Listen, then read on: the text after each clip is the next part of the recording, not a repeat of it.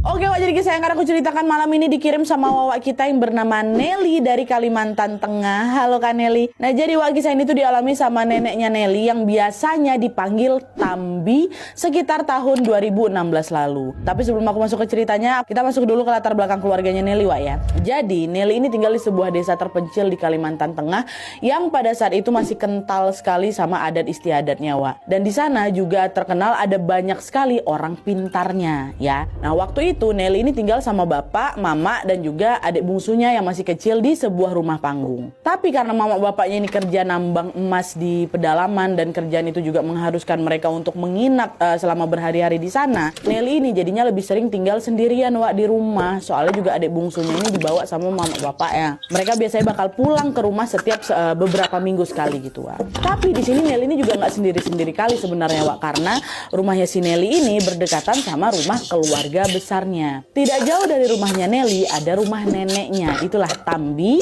yang memang tinggal bersama Bue atau kakeknya Wawa, suaminya Tambi, dan juga sama Om Anton, omnya Wawa. Nah Nelly ini juga sering nginep di rumah Tambi nih, rumah neneknya. Terus di depan rumahnya Tambi juga ada rumah tantenya Nelly, namanya Tante Nisa, anak ketiganya Tambi yang udah berkeluarga. Jadi Nelly masih ada temannya lah Wak di situ ya.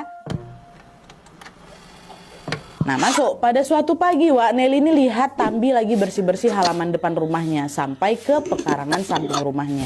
Pekarangan rumah Tambi ini berbatasan sama tanah milik tetangga, dan di situ juga ada macam pembatas sederhana gitu loh Wak, sebagai tanda batasnya. Jadi urutannya tuh kayak ini rumahnya Tambi, pekarangannya si Tambi yang ada patok pembatas tadi, terus pekarangan, baru rumahnya tetangga si Tambi gitu ya. Nah tetangga Tambi ini adalah sepasang suami istri yang udah tua, namanya Bue Bapak Rendi atau Rendi dan Tambi Indu Rendi. FYI Nat, orang di desa aku itu memang biasanya manggil orang yang lebih tua pakai nama anak pertamanya Wak. Jadi Rendi ini sebenarnya nama anak sulung dari pasangan tetangga ini, makanya mereka dipanggil Atok Rendi sama Nenek Rendi gitu ya.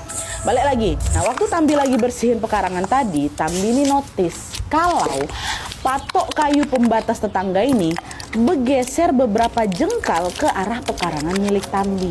Curiga lah Tambi, kan ini pasti ulah si Atok Rendi nih, kebiasaan dia nih. Tambi mikir kayak gitu, gara-gara memang sebelumnya si Atok Rendi nih juga pernah Wak nyopotin pembatas kawat berduri yang dulu dipasang di pekarangan si Tambi, terus digeser sama dia. Tambi menduga ini tuh ya ulahnya Atok Rendi aja biar bisa diam-diam, tapi pasti memperluas tanahnya, digeser-geser ya ke pekarangannya si Tambi.